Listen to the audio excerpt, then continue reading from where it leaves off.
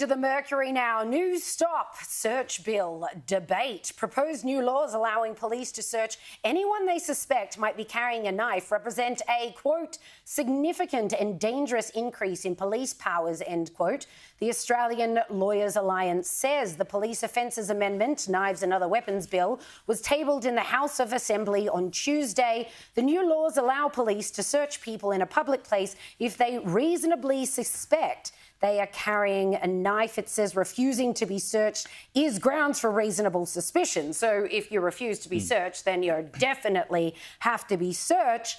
And it also raises the penalty for possessing or carrying a knife in public to up to 2 years in jail. This is a very interesting one because it inarguably impedes on people's, just your right to get around without the police coming up to you and being like, well, for whatever reasons, we want to search you right now. Well, they basically just legislated away the requirement for a warrant for any kind of search, because all they need to do is say, well, we reasonably suspect you have a knife on you, and you'll say, well, I don't want to be searched. And then they go, well, that's reasonable suspicion, so now we're going to search you. And then when they do it, they may well find not a knife, but something else on your person, like drugs or whatever it might be. And you might say, well, you shouldn't be getting around with drugs or a knife, etc. And I agree, you shouldn't be getting around with it, but surely if you are to be searched by police, they ought to have a warrant to do so. Well, you kind of think, you could almost sort of do an identikit picture of the people they'll just be searching again and again and again and again. I can't imagine they'd be searching too many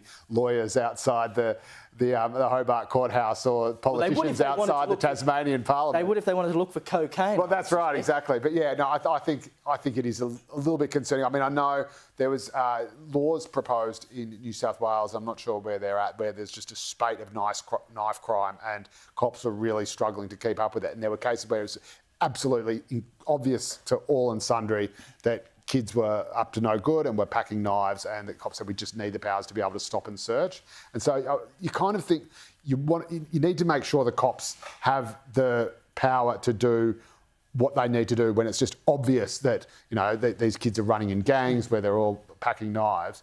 But again, do you really want? I mean, I'm not sure what's happening in the Badlands of Hobart. I know this came after a terrible case, a stabbing death in 2019. But unless this is an endemic problem that no other measure has been able to solve, you kind of think, like it's always said that making laws just on the basis of one single example instead of what's happening over is often... Yeah, and it often happens, and the problem is, you give up one freedom, you give up one freedom, you give up one freedom, you give up one freedom for the greater good, and then one day you wake up with no freedom whatsoever, unfortunately.